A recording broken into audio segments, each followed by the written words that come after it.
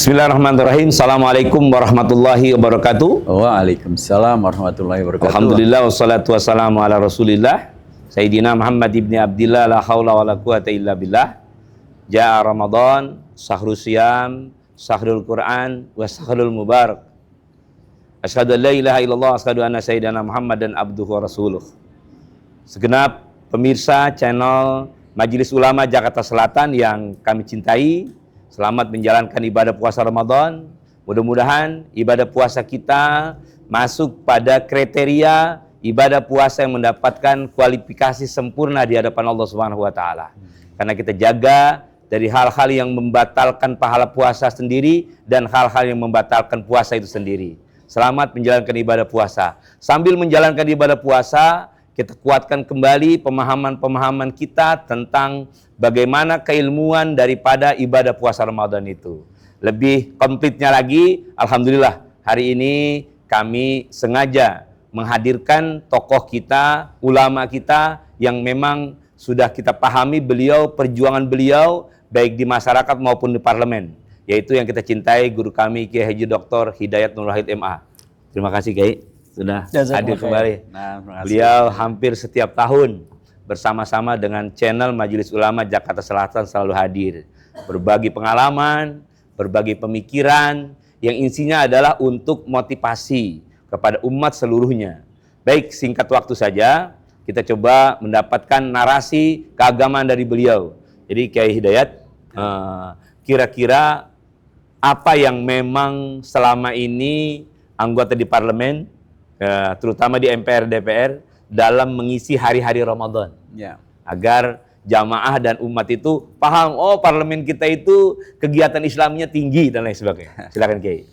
Baik, terima kasih. Assalamualaikum warahmatullahi wabarakatuh. Assalamualaikum warahmatullahi wabarakatuh. Jamaah sekalian, pemirsa channel TV MUI Jakarta Selatan yang saya hormati, syukur pada Allah dan selamat kembali melaksanakan syariah, kewajiban melaksanakan siam, puasa selama 1 bulan Ramadan. Amin.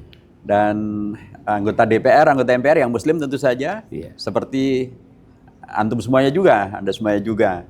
Mereka pasti juga melaksanakan ibadah puasa selama bulan Ramadan, tentu yang muslim. Kalau yang tentu juga yang tidak ada halangan untuk kemudian melaksanakan seperti yang kemudian jadi kaidah umum tentang syariah berpuasa diwajibkan kepada, sesungguhnya nggak ada beda.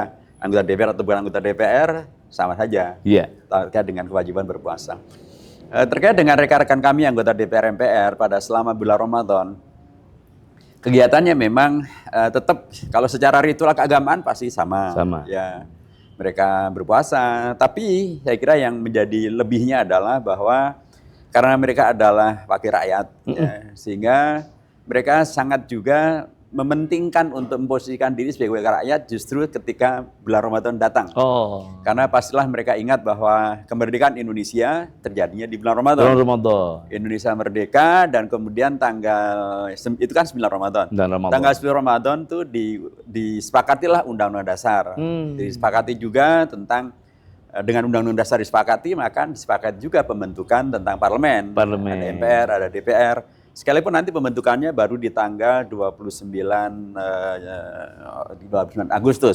Tapi dimulainya embrionya adalah di bulan Ramadan tanggal 10. Jadi tentulah kawan-kawan juga menjadi amat sangat teringat bahwa amanat mereka sebagai rakyat, wakil rakyat juga sangat terkait dengan fakta bahwa Indonesia kita, termasuk juga DPR MPR kita, itu disepakati hadir dengan adanya bulan Ramadan. Pasti kemudian karenanya mereka melaksanakan amanat ini dengan cara yang terbaik. Bahkan akan kita lihat bagaimana kawan-kawan kami, tentu saya tidak bisa mewakili semuanya, tapi paling tidak di fraksi yang saya ada di dalamnya, gitu ya, justru mendapatkan satu penguatan, penugasan dan pemastian dari pimpinan agar betul-betul Ramadan ini menjadi bulan ibadah, bulan berkhidmat kepada umat, bulan melayani umat. Dan karenanya dengan sekalipun itu adalah bulan Ramadan, atau justru karena itu adalah bulan Ramadan, mereka menjadi wakil rakyat, mereka mempunyai beragam kegiatan yang memungkinkan untuk dengan itu bertemu dengan masyarakat, mendengarkan aspirasi mereka, memperjuangkan aspirasi mereka, melayani mereka, berbuat untuk membawa kepada solusi bagi sebagian daripada permasalahan mereka.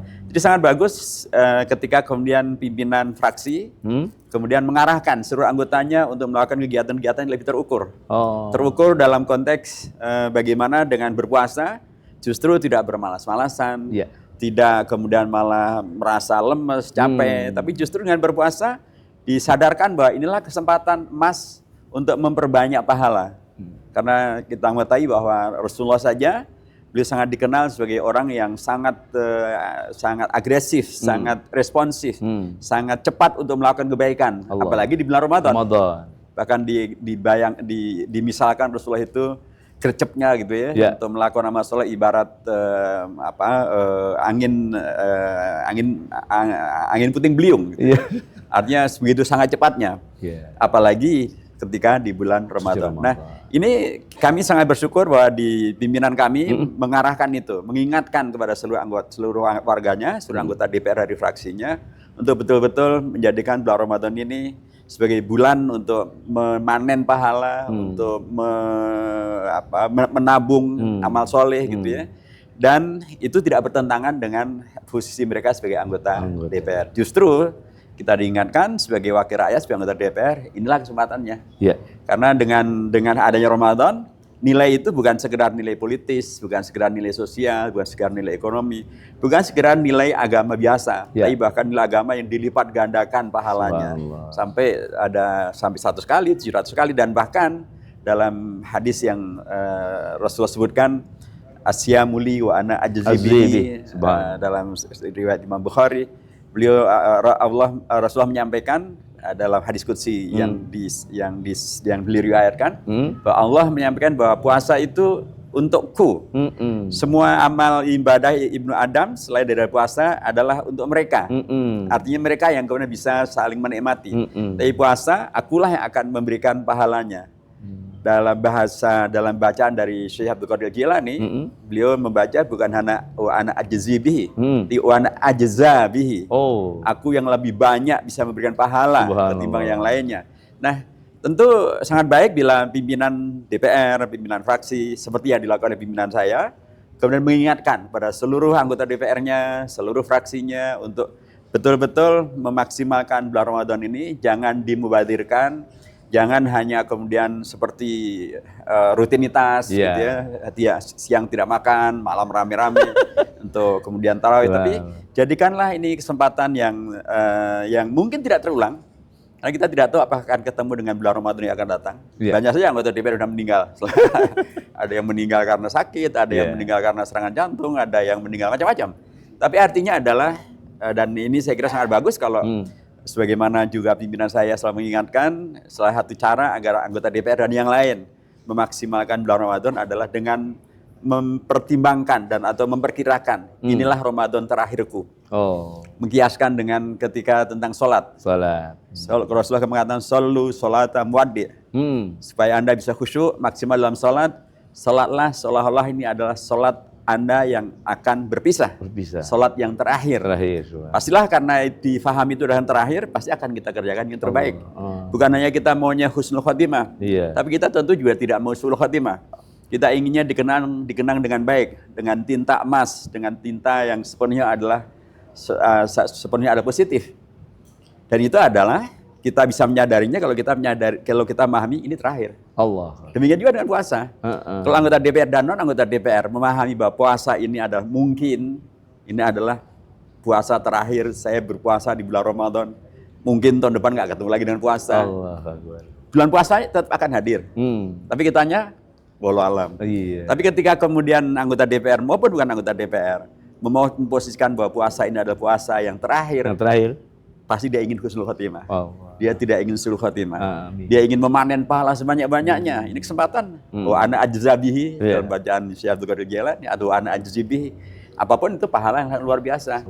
Dan Al-Qur'an mengajarkan untuk wala tubadir tabdira. Jangan pernah memubadirkan. Hadirnya bulan Ramadan jangan dimubadirkan. Datang pergi begitu saja tanpa ada tambahan. Hadirnya bulan Ramadan begitu saja. Anda sebagai anggota DPR gak ada beda antara sebelum adanya Ramadan maupun sudah adanya Ramadan.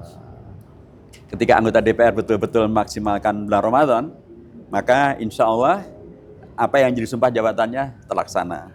Nah, insya Allah apa yang jadi harapan rakyat terwujud. Iya. Dan insya Allah apa yang menjadi keinginan dia akan juga digabulkan oleh Allah Subhanahu Wa Taala. Demikian. Jadi para pemirsa sekalian, kalau kita lihat paparan singkat dari Kiai Haji Dr. Hidayat Nur Wahid, kan Bapak di Komisi 8, Pak? Ya. Oh, yang beliau di Komisi 8, kalau kita bisa bayangkan bahwa suasana parlemen begitu islami pada saat bulan Ramadan. Ya, artinya tingkat perjuangan mereka semua, wakil-wakil kita itu masih membela dan masih mementingkan keumatan, terutama hal-hal berhubungan dengan keagamaan. Jadi apa yang beliau sampaikan ini buat pengalaman buat kita juga, artinya kita jadikan iktibar. Lantas Kiai, kira-kira selama dalam bulan suci Ramadan itu, di parlemen itu ada tidak itu regulasi untuk mengeluarkan harta yang kita miliki dan lain sebagainya untuk umat? Di luar dari posisi misalnya konstituen dan lain sebagainya, tapi sifatnya umum ke umat. Ya, sangat dibiasakan sesungguhnya, baik dalam konteks regulasi maupun tidak, agar kemudian anggota DPR itu dan ya ini lagi-lagi saya tidak bisa bahas semuanya ya. Jadi kalau di fraksi saya, kita sangat dianjurkan dan sangat dibiasakan untuk peduli terhadap umat, dan apalagi saudara-saudara kita yang terkena musibah di Sumatera, kemudian terkena musibah banjir di Sumatera Barat, Sumatera Utara, di Aceh, kemudian kejadian juga di Cisarua, di Kabupaten Bandung, kejadian juga di Bekasi, kejadian juga di Karawang, kejadian juga di Maluku, dan di daerah-daerah bencana. Kita diingatkan agar fokus untuk membantu mereka juga. Bisa membantu itu dengan ya kemampuan kita, bisa juga dengan mengingatkan para agnia gitu, atau mereka-mereka yang berkemampuan dan atau mempunyai program untuk memberikan CSR misalnya untuk kemudian mengarahkan ke sana. Karena hakikatnya memang Islam itu tidak harus semuanya dikerjakan sendiri. Bahkan Rasulullah mengatakan mandal ala khairin falu ajru mislu ajri fa'ilihi. Yang mengajak kepada kebaikan, pahalanya setara dengan yang melaksanakan kebaikan. Nah, kalau anggota DPR mengajak para perusahaan, mungkin CSR, mungkin perbankan syariah, mungkin para agnia, maka laku dari anggota DPR itu selain itu adalah bentuk daripada pelaksanaan pembelaan terhadap amanah konstituen. Nah, dalam konteks DPR, sesungguhnya konstituen tidak lagi dibagi sekedar dapil, tapi konstituen kita ya nasional. Ya. Ketika kemudian menjadi konstituen nasional, maka itu adalah bentuk pelaksanaan sumpah jabatan. Dan ketika itu dilaksanakan, seperti yang dalam hadis yang tadi saya sampaikan, Masya Allah, hanya mengajak saja, pahalanya bisa sama dengan yang melakukan. Terus kenapa nggak ngajak? Ya, jadi Insya Allah kawan-kawan kami, terutama di fraksi saya, gitu, saya mohon maaf tidak bisa membahasakan semuanya karena mungkin kondisinya berbeda. Tapi di fraksi di mana saya berada, komitmennya adalah ke sana. Dan itu satu hal yang baik sebetulnya kalau kemudian menjadi komitmen untuk semuanya. Karena alhamdulillah kita juga sudah membuat sebuah tradisi yang sekarang menjadi kebijakan di DPR. Yaitu kami dulu selalu menerima masyarakat menyampaikan aspirasinya. Kami nyebutnya sebagai hari aspirasi. Hari aspirasi. Masyarakat bila datang menyampaikan aspirasi apa saja tentang masalah zakat, tentang masalah hibah, tentang masalah wakaf, tentang masalah apa saja yang dan kita perjuangan itu, dan alhamdulillah ternyata itu dinilai positif oleh pimpinan DPR. Sehingga mulai periode ini kegiatan fraksi tadi itu sekarang menjadi kegiatan resmi DPR. Namanya bahkan menjadi badan resmi, namanya Badan Aspirasi Nasional. Badan Aspirasi Nasional. Badan Aspirasi Masyarakat. Badan Aspirasi Masyarakat. Ya. Dan itu artinya sekali lagi anggota DPR itu juga tetaplah banyak yang berorientasi pada memikirkan dan memperjuangkan kemaslahatan masyarakat. Puasa menjadi salah satu pintu besar agar aspirasi tadi semakin bisa diperjuangkan, agar beragam amanah tadi bisa diwujudkan, dan pimpinan DPR sangat suka dengan itu. Saya kira rakyat juga sangat senang. Kita sendiri sebagai anggota DPR yang melaksanakan, apalagi dalam konteks puasa, dan kita pahami dengan runut yang tadi saya sampaikan, ini kesempatan untuk memanen pahala sebanyak-banyaknya. Amin. Kenapa tidak dilaksanakan? Siap. Subhanallah. Uraian dari tokoh kita memang sungguh sangat luar biasa. Tadi diawali dengan Ramadan itu ada hubungannya dengan kemerdekaan bangsa kita. Ditambah lagi beberapa aktivitas parlemen. Di sisi lain, para pemirsa channel Majelis Ulama Jakarta Selatan, perlu juga kita mendapatkan nasihat spiritual. Hubungannya dengan Ramadan dan Al-Quran nih, Kiai. Ya, jadi artinya Ramadan itu sangat dekat dengan Al-Quran. Nah, bagaimana tuh kira-kira nasihat untuk umat dan untuk kita semua, Kiai? Baik, tentu bahwa Ramadan terkait dengan Al-Quran, karena memang Al-Quran menyatakan demikian. Syahr Ramadan alladzi unzila fil Quran hudal linnas wa bayyinatin minal huda wal furqan. Jadi rangkaian ayat Al-Quran tentang puasa, kemudian yang menyebut tentang bulan puasa itu adalah bulan diturunkannya Al-Quran.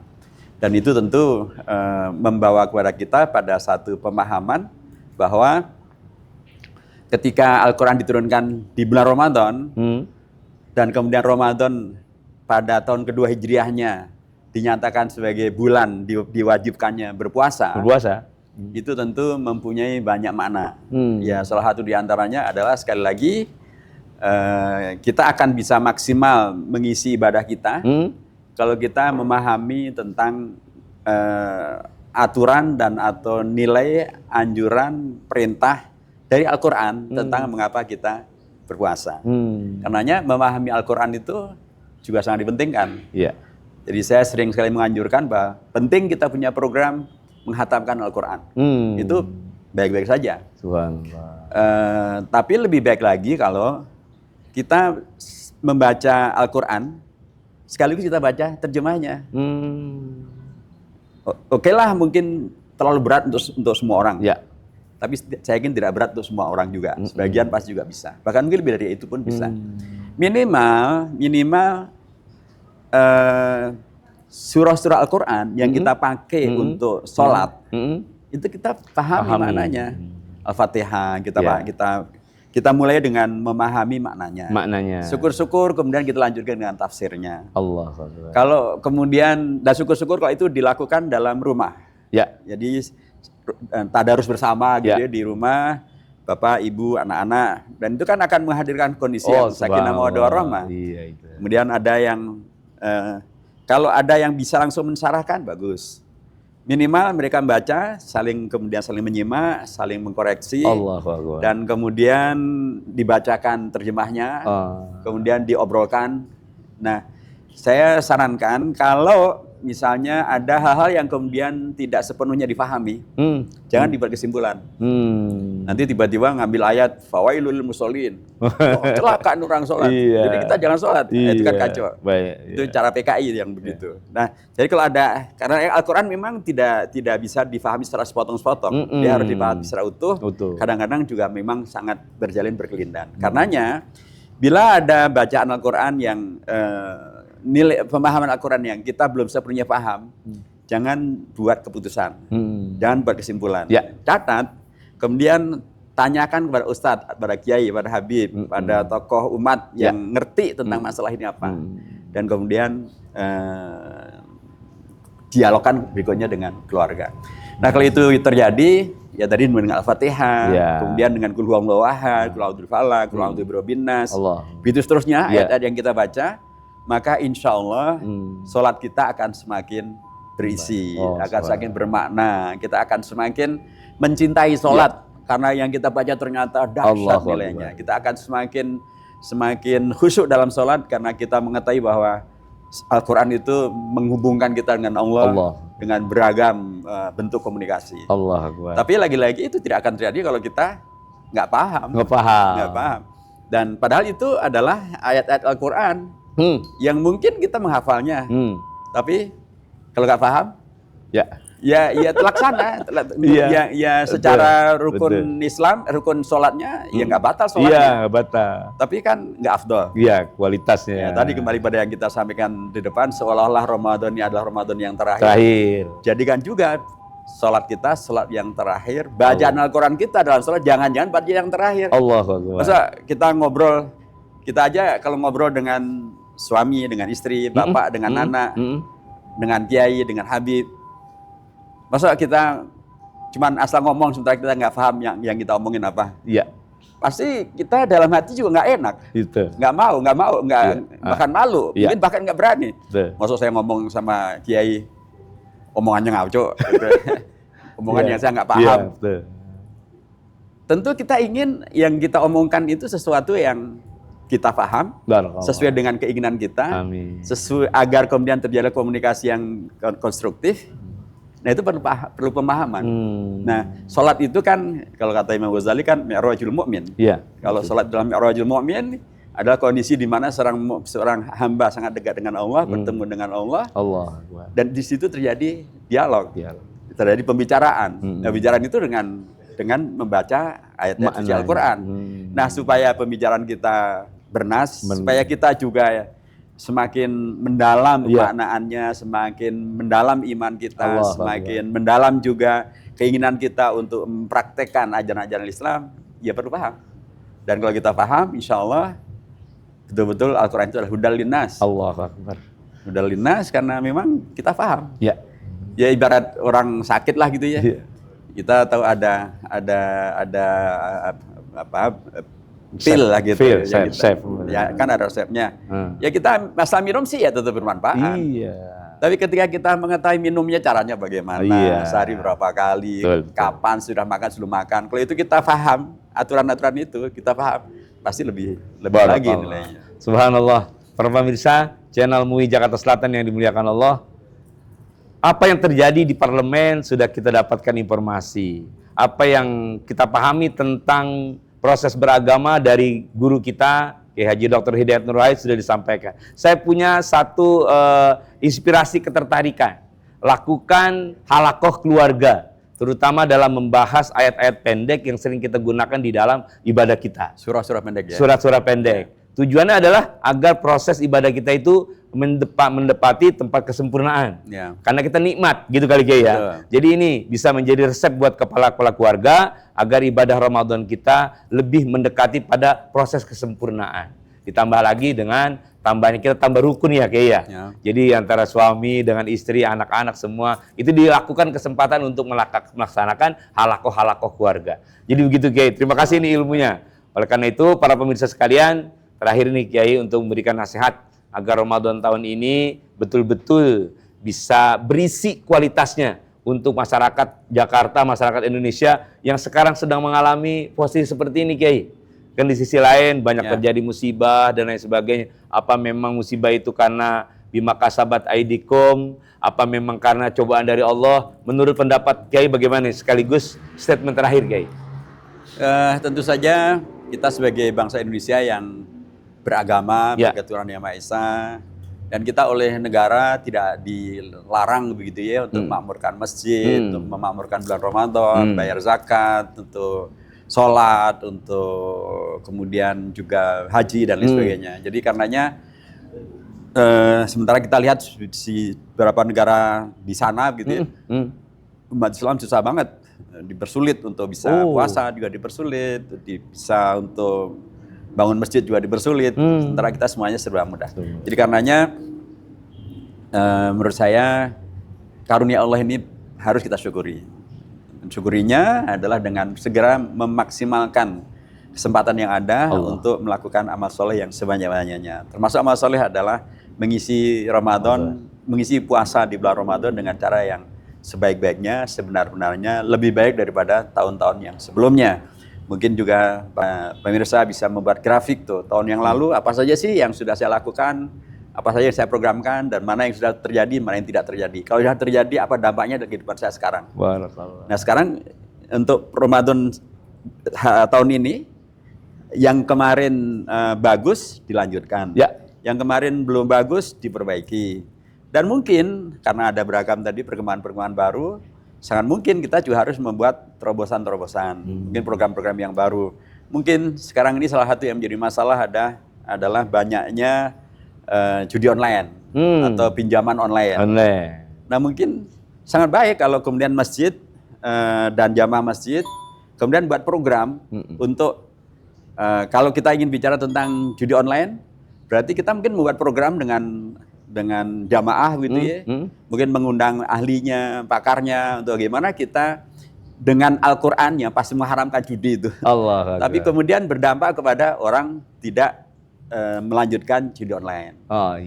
Jadi dengan demikian maka musola kita, masjid kita, jamaah kita atau halakoh kita memberi kontribusi yang sangat Jelas. luar biasa untuk masyarakatnya, untuk jamaahnya. Nah, kalau ini kemudian menjadi program yang diikuti oleh jamaah di masjid-masjid yang lain, itu akan menjadi nasional. Mudah-mudahan mulai Ramadan tahun ini judi online bisa dibatasi. Karena Indonesia itu sudah darurat judi online. Angkanya sudah di atas 1.000 triliun.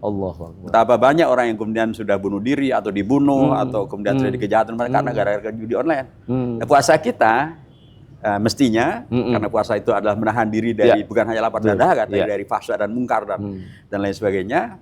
Ya tentu juga judi online bagian dari yang kita tentu tidak ingin kalau jamaah kita ada yang kemudian merana karena judi online. Kita tentu tidak ingin bila tetangga kita ada yang kita puasa baik-baik. Nah, mudah-mudahan justru puasa itu membuat kita semakin peduli dengan masyarakat, dengan tetangga, dengan jamaah. Amin. Menyelamatkan mereka dari judi online, dari pinjaman online, dari narkoba, dari tawuran. Hal-hal yang saya yakin sangat kondusif untuk bisa dilaksanakan dengan hadirnya bulan Ramadan. Allahu Akbar. Subhanallah. Para pemirsa sekalian yang dimuliakan Allah. Kalau kita berbicara dengan Kiai Haji Dr. Hidayat Nur Wahid memang sungguh sangat luar biasa. Keluasan pemahaman beliau, baik yang bersifat hubungan keberagaman maupun nasional kebangsaan sungguh sangat luar biasa. Kami dari Majelis Ulama Jakarta Selatan memang sudah mempunyai hubungan yang luar biasa dengan beliau secara keorganisasian dalam dakwah. Mudah-mudahan apa yang beliau sampaikan tadi merupakan bagian pemahaman kita dan menjadi iktibar dalam menyelesaikan Ramadan ini tahun ini dengan sebaik-baiknya. Oleh karena itu, sekali lagi saya ucapkan Kiai Dr. Hidayat Nur Wahid terima kasih atas ketersediaannya, waktunya, dan para jamaah sekalian channel Majelis Ulama Jakarta Selatan. Saya juga mengucapkan terima kasih kepada Basnas yang ikut serta dalam mensukseskan daripada agenda Majelis Ulama Jakarta Selatan yang sudah memang beberapa tahun terakhir melaksanakan podcast ini. Selamat berbuka puasa, selamat menjalankan ibadah puasa Ramadan dan dilanjutkan dengan ibadah taraweh. Terakhir Pak Kiai, mungkin buat umat sebelum kita tutup salam. Ya, seperti yang tadi saya sampaikan, untuk kemudian menghadirkan Ramadan tahun ini lebih baik daripada ibadah Ramadan di tahun yang lalu, maka kaidah tentang sallu sholata muwaddi' yang kita kiaskan dari sumu saumata muwaddi'. Salatlah seperti salat Anda adalah salat orang yang akan berpisah, salat yang terakhir. Maka jadikan juga pemahaman bahwa bulan Ramadan ini bisa jadi merupakan bulan Ramadan terakhir yang bisa kita temui. Kalau itu bisa kita jadikan sebagai moto kita, insya Allah puasa kita selama bulan Ramadan akan kita lakukan dengan lebih khusyuk, lebih serius, lebih bernas, lebih bermakna, lebih berdampak sosial, lebih membawa kepada realisasi dari tujuan akhir dari berpuasa adalah la'allakum tattaqun. Amin Allahumma amin. Dan kita akan dengan Ramadan ini dijadikan oleh Allah berproses menuju insan, manusia, generasi termasuk Gen Z yang bertakwa, yaitu generasi yang mulia. Amin. Mudah-mudahan Ramadan itu memberdayakan kita menjadi manusia-manusia takwa yang sebenarnya di sisi Allah Subhanahu wa taala. Saya Hamzah Ahmad dari Majelis Ulama Jakarta Selatan. Sekali lagi mengucapkan terima kasih atas perhatiannya, khusus pada guru kita Bapak Kiai Haji Dr. Hidayat Nur Wahid selaku Wakil Ketua MPR RI tahun ini, dan mudah-mudahan beliau bidang Komisi 8, mudah-mudahan beliau selalu diberikan kesehatan Allah Subhanahu wa taala. Jadi Komisi 8 itu memang membidangi salah satunya unsur keagamaan Kiai. Ya. Mudah-mudahan saya rasa itu, sampai berjumpa lagi di channel Majelis Ulama Jakarta Selatan pada waktu yang akan datang. Selamat berbuka puasa, ihdinas siratal mustaqim. Assalamualaikum warahmatullahi wabarakatuh. Waalaikumsalam.